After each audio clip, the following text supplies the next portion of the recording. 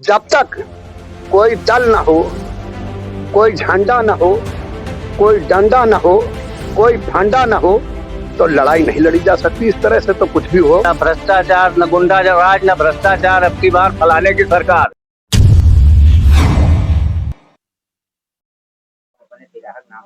उत्तर प्रदेश में 2022 का विधानसभा चुनाव बहुत ही दिलचस्प होने वाला है और 2022 में किसकी सरकार बनेगी उसी को जानने के लिए हम आज लखनऊ से चलकर अयोध्या जनपद के रुदौली विधानसभा में पहुंचे हैं। हमारे साथ कुछ बात करने के लिए कुछ हमारे साथ दादा बैठे हुए हैं। हम जानेंगे कि 2022 में कौन मुख्यमंत्री बनेगा, किसकी सरकार बनेगी।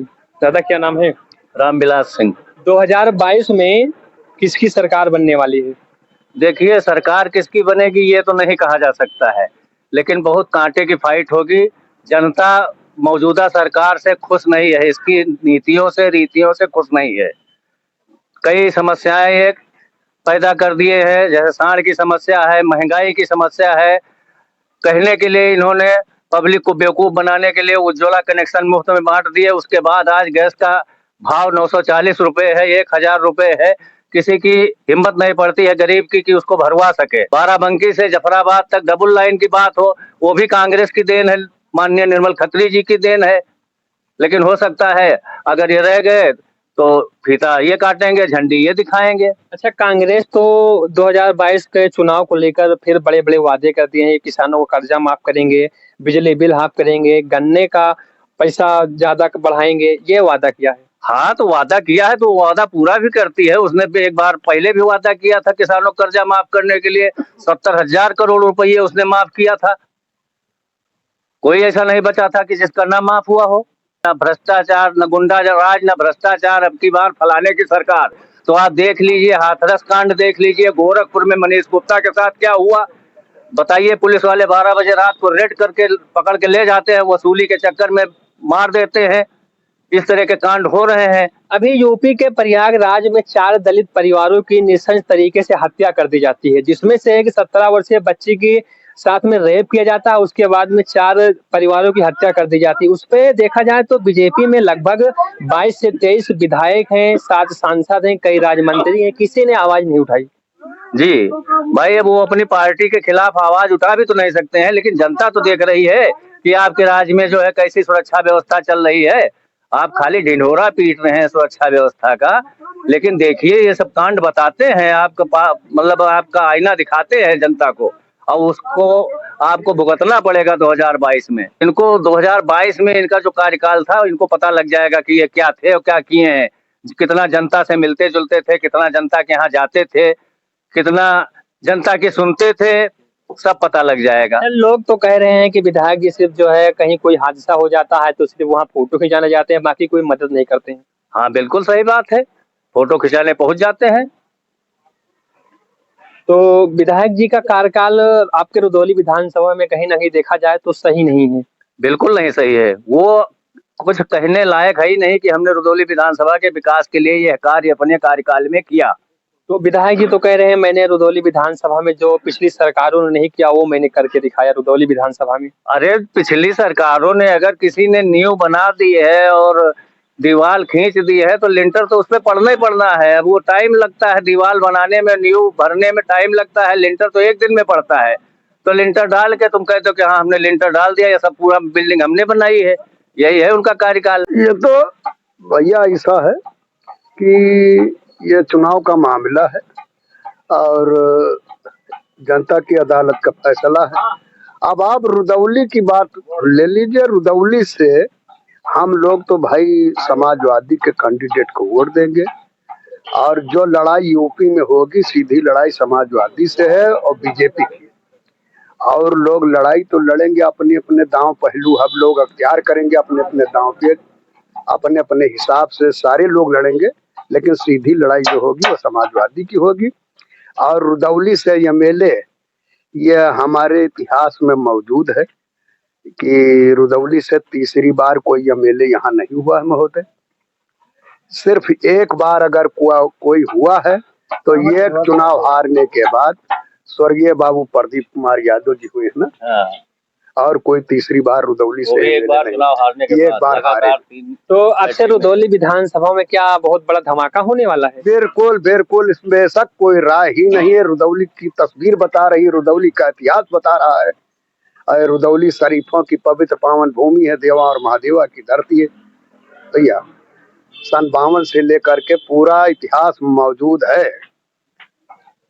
सन 52 में महान जगन्नाथ साहब चुनाव जीते रहे और उसके बाद 57-62 का मुकुट बिहारी लाल जी जीते हैं। 67 में पंडित चंद्र कुमार भल्लू जी जीते हैं। 69 में ठाकुर कृष्णमंगन सिंह जीते हैं।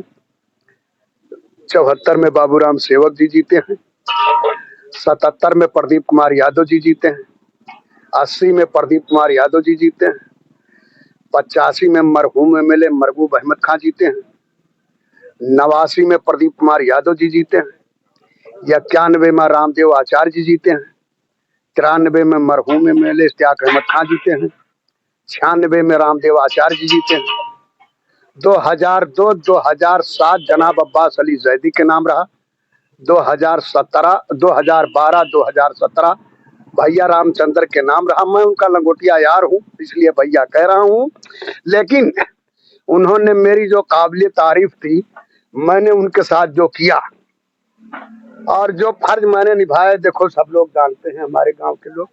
मैंने उनके साथ बहुत कुछ किया। मेरे दिल के अंदर कोई जगह नहीं रह गई कि उनके लिए मैं क्या कहूँ, क्या शब्द बोलूं। लेकिन एक बात मैं जरूर कहूंगा महोदय कि अब चुनाव यहाँ का, रुदौली का ध्रुव बदल चुका है। अब यहाँ पर ये रोक नहीं पाएंगे कौन कीमत पर। रुदौली विधानसभा में एक समाज सेवी जी हैं जो मैदान में आ गए हैं, उनके आने से रुदौली विधानसभा में क्या प्रभाव पड़ने वाला है? नहीं नहीं, देखिए वो समाज सेवक हैं, समाज की सेवा और हिफाजत करते हैं। उनकी एक कार्यशैली है, उनका एक अपना अलग से उनका एक फ्रंटल फ्रंट है। वो समाज की सेवा करते हैं, आते हैं और जाते हैं। यदा कदा पहले भी आया करते थे, हमारे उनके पुराने साथ और संबंध हैं। लेकिन अब रहा सवाल, जब तक कोई दल ना हो, कोई झंडा ना हो, कोई डंडा ना हो, कोई फंडा ना हो, तो लड़ाई नहीं लड़ी जा सकती। इस तरह से तो कुछ भी हो मैं कह नहीं सकता हूँ। हमारे साथी हैं भाई, हम लोग वहां पर बैठते हैं पेट्रोल पंप पर। ये आएंगे तो हाँ, मौजूदा विधायक का अच्छा खासा नुकसान करेंगे, समझे, नुकसान होगा भैया। और हम कह नहीं सकते हैं, क्योंकि वो दिन आए थे मिलने, तो मेरे पास, मेरे खेत को गए थे मुझसे मिलने। मैंने एक बार कहा था महोदय, आपके बहुत बड़े फैन हैं इसका मतलब। तो मैंने ये कहा था कि भैया ये काम की हो, कोनो झंडा डंडा लेके आयो तब यहाँ फंडा मारत बनी, तब फंदा फसरी लगाओगे, नहीं तो भैया फिर परेशान न हो। इतनी बात मैंने कहा। तो दादा 2022 में मायावती आएंगे, अखिलेश यादव आएंगे या योगी जी फिर से वापस आएंगे? देखो, लड़ाई तो सारे लोग लड़ेंगे, सारे लोग लड़ेंगे, मेहनत सारे लोग करेंगे। सीधी लड़ाई समाजवादी से है और बीजेपी लड़ी तो लड़ेगी, बीएसपी लड़ेगी तो लड़ेगी, कांग्रेस लड़ेगी तो लड़ेगी। लड़ाई सीधी उत्तर प्रदेश के अंदर समाजवादी लड़ रही है। चाहे जो भी दल लड़े, हमसे इसे मतलब नहीं। सरकार कोई की बने, जनता की अदालत का फैसला है। मैं आज के 12 दिन पहले कानपुर गया था, जब घाटमपुर में अखिलेश जी थे, तो वहां की जनता को मैंने देखा है भैया। मैं वहां पहुंच नहीं पाया, हम तो अपने रिश्तेदार से मिलने गए थे। लेकिन मैंने जब गंगा घाट के पुल पर पहुंचा तो वहां काफिला जाम था। हम लोगों को बस से उतर कर पैदल जाना पड़ा बारा देवी चौराहे। तब मैंने वहां की जनता की आवाज को सुना। सीधी लड़ाई यूपी में अखिलेश यादव जी लड़ रहे। परिवार में जिस परिवार ने अपनी मर्यादा अगर बचाई है, अपनी इज्जत, तो राम सेवक के परिवार ने बचाई भैया।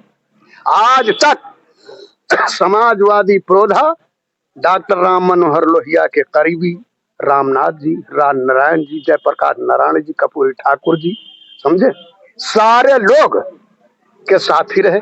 ये परिवार आज भी कहीं खिसका नहीं। अपने दर पर बैठा, टिकट मिले तो भला, जो दे उसका भी भला, जो ना दे उसका भला। अयोध्या में प्रभु श्री राम जी का मंदिर का निर्माण हो रहा है, उस पे क्या कहेंगे? उस पर हम क्या कहें, बहुत खुशी की बात, बहुत अच्छी बात है। सारा संसार जाता है, हम भी मानते हैं, सारा संसार मानता है। भाई अखिलेश जी भी मानते हैं, वो भी हिंदू, वो भी पूजा करते हैं। योगी जी हैं, वो भी पूजा करते हैं। लेकिन अभी घाटन दिया जलाओ तो घाटन तेल उनके नहीं, गरीब आदमी।